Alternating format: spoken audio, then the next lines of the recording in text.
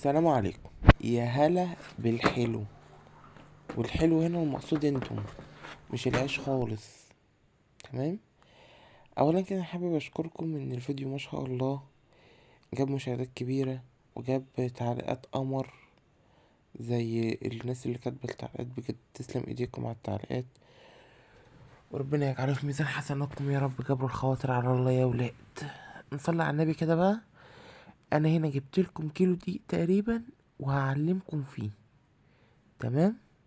عشان انتوا بس طلعتوا حبايبي وعملتوا له اشتراك وعملتوا لي احلى لايك، واي حد كان سألني على سؤال هجاوب عليه في الفيديو ده. اللهم صل وسلم وبارك على الحبيب المصطفى صلى الله عليه وسلم. بصوا انا هنا جبت ملح وسكر ودقيق، ملح وسكر ودقيق وخميره وميه. ده العيش ما بياخدش حاجه غير دول. تمام. الميه ده فيه حلوه كده في الشتاء وساقعه ومن الحنفيه من الصيف.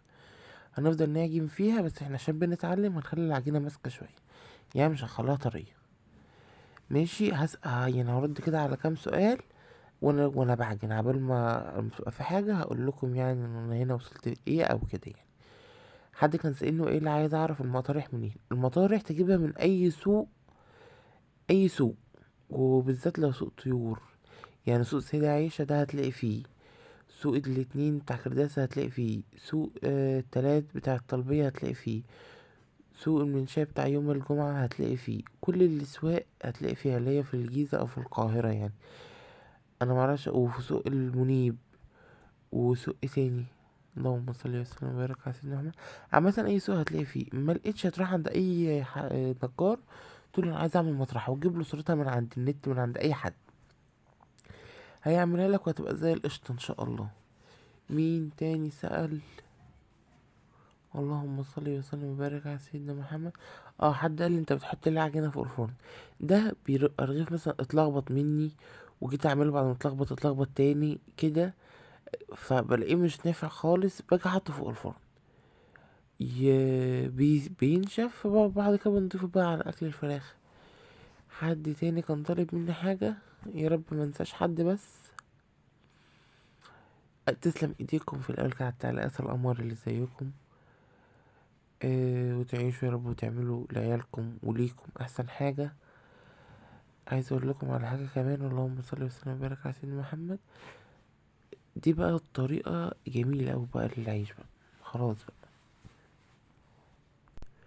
الطريقة دي بجد قمر اوي، يعني ان شاء الله بإذن الله تعجبكم وتستفادوا من الفيديو. اللهم صل وسلم وبارك على سيدنا محمد. معلش سامحوني عشان عندي برد، فهتلاقوا صوتي شوية ايه، مغمم كده، معلش حقكم عليا. بصوا انا هنا بقى تقريبا كنت بلم العجينة خلاص كده، باين كده اصلا يعني انا غريب في عجينة شوية، مش مفهوم انا كده بعجن ولا ايه. بس عايز اقول لكم على حاجة، الفيديو ده تعبني بس مش خسارة فيكم. عايز اقول لكم استنى نيجي هنا. بص بقى، اللي بيسألني على ازاي نعمله بالكشكول، او قطعنا ورقة او ليها ورقة من النص. تمام.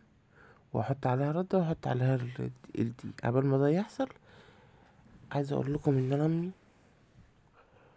مش عايزاني اصور، عشان بتقولي ان انت بتقرفني ومبتنضفش وراك.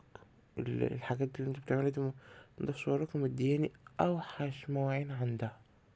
فانا بوجه لك رسالة ياما، وبقولك ان شاء الله باذن ربنا يكرمني ومتابعين يعملوا لايك واشتراك في القناة بس.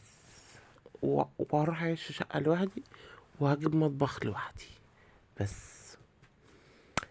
خلينا بقى في موضوعنا. انا هنا بقرص على الميه زي ما قلت لكم قبل كده. الزيت غالي، فمعلش احنا محدش بيقرص على زيت دلوقتي.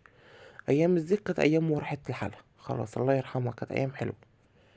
ده هنا طريقه على الطبق، اللي هو حطيت رد على الطبق وحطيت عليها اللي هو القرص يعني، او الرغيف. تمام. هنا برضه اهو حطيت اللي هو الرغيف. طبعا عايز اقول لكم ان العجينه كانت ماسكه، بس انا حبيت ان انا اعلمكم المره دي وما طرش العجينه. والحمد لله الحمد لله ان شاء الله باذن الله تستفادوا من الفيديو، لان انا الحمد لله يعني حاولت على قد ما اقدر ان انا يعني زي ما اتعلمت اعلمكم. انا كنت بعمل كده الاول على فكرة، قبل ما اتعلم اخد القط الرغيف كنت بعمله بالطريقة دي.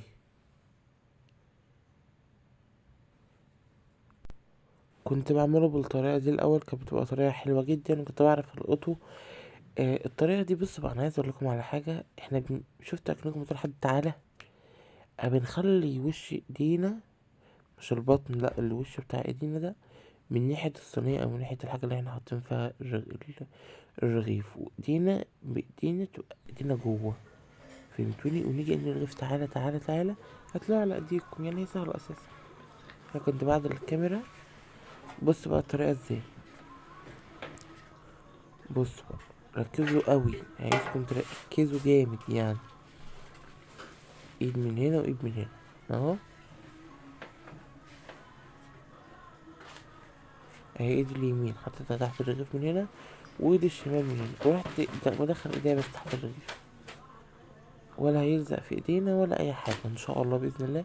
بس اهم حاجة نقعد نقول يا رب بسم الله توكلنا على الله، اللهم صل على النبي، عشان خاطر حاجة تطلع مظبوط، تطلع مظبوطة. معلش انا اسف على صوتي، بس انا عشان عندي برد بس. انا بقول فاكر مش هخليني اصور الفيديو ده بس عليه مش مهم. بصوا انا هنا بعمل ايه. انا هنا عشان بس الرد بتبقى كتير، انتوا اللي مش هتعرفوا تعملوا الحركة دي ريحوا بالطريقة، ريحوا على الرد كتير عادي عشان برضو الرغيف ميلزقش منكم. بس انا عشان خاطر يعني فهمتوني تعبت بتبقى فاهمة. بصوا هنا هتيجوا تحطوا ايدكم على الرغيف هتلاقوه بيلزق، هترش عليه رشة دقيق ومش هتمسحه، هنخبط كده اهو، هنخبط تخبيط كده هينطق كل الدقيق اللي زيادة اللي فيه. مش هخليك بس غير حاجة بسيطة خالص عشان لما تحط صباعك عليها ما يلزقش، فهمتوني؟ اهو. هنبدأ بقى احنا هنا كده بس الأول بنسمي الله كده بس. استنوا بس، انا نسيت ولا ايه يا عم الحاج؟ ما تعمل الطريقة اللي احنا عاملين فيديو عشان انا مش عارف ان عاوج دماغي كده ليه. يمكن دي طريقتي لوحدي ولا حاجة. اول واحد يتنمر على نفسه، مش مهم. انا كنت بعد الرغيف مش عارف الناس بقى هتعدل الرغيف ازاي، مش موضوعنا، مش مهم. تخيل ان انت اتعلمت اوريكم رغيف تاني. مش فاهم انا اصلا يعني، مش عارف ان انا كنت بقول لكم ايه، بس تمام ان شاء الله. ان شاء الله هنعرف، ان شاء الله هنوصل. مش فاكر والله. هنا تقريبا كنت بوريكم الرغيف، انا كنت بقول لكم ايه مش عارف، والله ما عارف. انتوا معلش استحملوني معلش. ده رغيف تاني اهو. هنا بعلمكم ايد من هنا وايد من هنا، تمام. وهننزل كده وشايفين بعملها ازاي اهو. اهو مفيش اسهل ولا احسن من كده. هتنزلي المطرحة لتحت كده وتدلدلي الرغيف وترفعيه لفوق، تدلدلي وترفعيه لفوق، يطلع الرغيف معاكي اكنك واحدة خباز بقالها 100 سنة بتعمل عيش. وتحدي اصلها ما بقيتش صغيرة اهو بقى مرة يعني بسرعة كده اهو. بنيجي نطرينه لتحت ونطرينه لفوق، نطرينه لتحت ونطرينه لفوق لغاية ما الرغيف يكبر معانا اهو. وهعلمكم بقى ان شاء الله باذن الله الفيديو الجاي اشوف اي حد يصورني بدل الرينج، لان الرينج لايت ده بيبقى يعني ثابت كده من غير طبعا لما يبقى في حد معايا هيبقى واضح يعني فاهم، هيفهمكم اكتر من كده.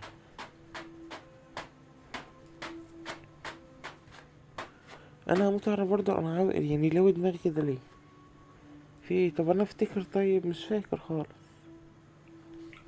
يعني. الحمد لله الحمد لله، خبزة وعدت الحمد لله. هنا كنت بقول لكم هروح اعملها في الفرن وارجع لكم. هنا رحت عملتها في الفرن ورجعت لكم، يعني سويته وبعد كده رجعت لكم.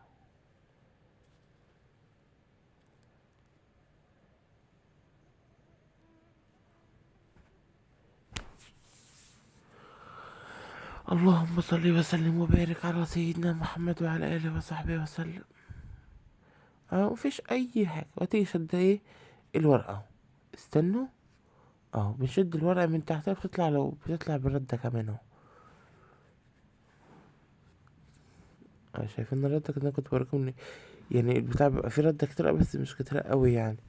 انتوا عشان لو مبتدئين يعني ترحبوا بالردة الكتيرة دي عادي، مش هيقولكوا لأ.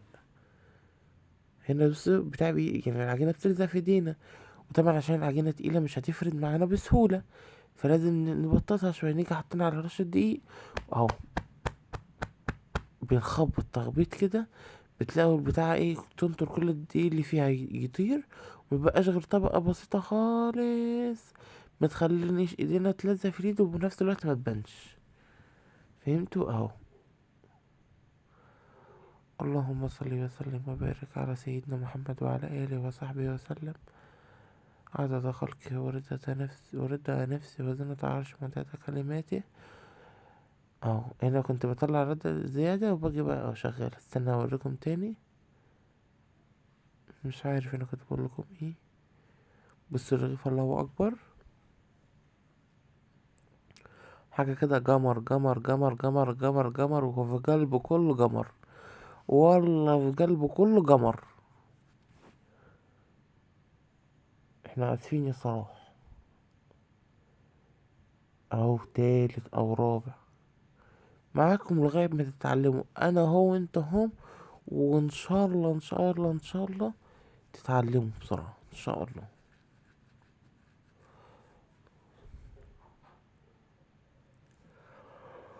يا ابويا، الواحد نفسه ينام نوم عميق، يا سلام، ولا يروح مدرسة ولا يروح شغل ولا اي حاجة، نفسي انام كده. والله زمان يا زمن، عملت ايه يا زمن تخلينا نتمرمط كده في دراسة وفي شغل. اروح لمين يا زمان قولي؟ ابويا زغلول كلور الصبي. تخيل ابويا يسمع الكلمة دي، تسمع الحتة دي وانا وبتفرج على الفيديو. انا انما مش هبات في البيت النهارده يا حاج، انا بهزر يا حاج. يا ابويا، يا رب بس يعني يكون الفيديو انال اعجابكم، ودي اهم حاجة عندي. مش انا هموت واعرف انا بتنمر على نفسي ده ولا انا مالي؟ يعني المفروض ان انا اسكت، ما اعرفش لو دماغي كده ليه، مش عارف بصراحة. بس احنا ايه، اعملوا نفسكم مش واخدين بالكم، اعملوا نفسكم مش واخدين بالكم.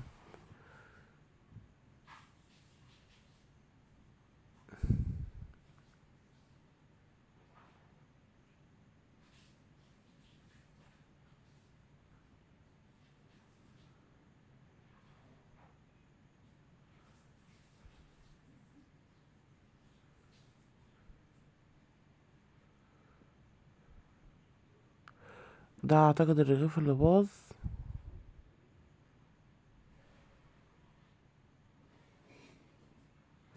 اهو. انا عشان خاطر زي ما قلت لكم وهقول لكم، طول ما اللهم صل على النبي العجينة يعني تقيلة او ناشفة، مش هنعرف نريحها كده، فهمتوني؟ زي غير العجينة لما تبقى طرية، بنيجي حاطين عليها شوية دي كده عشان بس تسهل معانا ان احنا نعرف نريحها.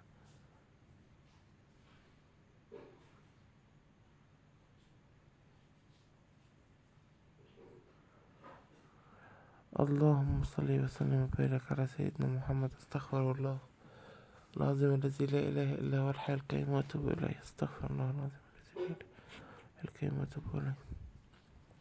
هنا قلت كان اخر رغيف اللي هو الصغير ده، قلت بالمره عشان ما اقعدش بقى اعمل تاني، يعني اطلع تاني وادخل تاني، عشان طبعا انتوا عارفين المفروض في البلكونه. اروح لمين يا زمان قولي؟ يا زمان قولي.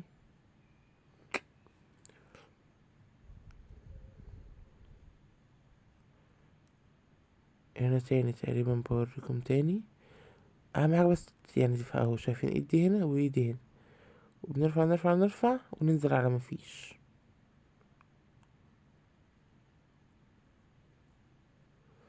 اهو شلناها، شلنا التانية، الورقة التانية.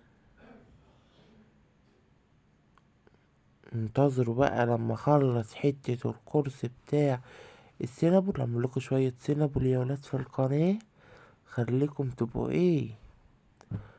الله يخليكم جامدين اوي في السينما. بس استنوا بس اخلص بقية الكورس بس هظبطكم اخر تظبيط. الساعة دلوقتي كام؟ الساعة 12 ونص بتوقيت ديريمكشي. كان نفسه يطلع ايه مثلا، يعني مش مصري، يطلع اجنبي كده عشان يتعلم اللغة بسرعة. والله كانت تبقى حلوة دي. التليفون هيفصل، حظ جحا في رجليه. هنا بقى جينا عند مرحلة التسوية. بصوا انا بقفل الفرن ليه؟ عشان خاطر اولا الفرن بارد، عشان طبعا انا بسوي الرغيف وبقفله وبرجع اعمل لكم الفيديو، فخسارة الغاز ده كله فبقفل الفرن. بصوا الله اكبر، عامل الرغيف اصلا طالع الله اكبر عليه، طب منفوخ ونفخان حاجة زي العسل، الله اكبر. انا كنت بقفل الفرن زي ما قلت لكم عشان خاطر الفرن بيبقى بارد. تمام. الرغيف اللي كنت بريحه برميه في الفرن، يخلص واقفل الفرن، واجيب الرغيف اهويه واقعد اعمل معاكم واحد تاني واولع، وهكذا. عشان كده كنت بقفل الفرن. لكن العيش ما بيتقفلش على الفرن، عشان اوعى تقفل الفرن اكتر من ثانية. اوعى عشان خاطر ما تلاقيش لا قدر الله الفرن يهب في وشكم ولا حاجة. ثانية ثانيتين لو النار بتاعت الفرن عالية. انا كنت لكم السلام عليكم وانا جيت. شايفين شوية عيش، الله اكبر. ده كان الرغيف ده كنت باكل فيه بصراحة يعني. بص عامل ازاي، بالونة يا سعادة العمدة، بالونة. اتمنى الفيديو يكون عجبكم، واتمنى انكم تصلوا على النبي، والى لقاء اخر في فيديو اخر ان شاء الله. والسلام عليكم، سلام.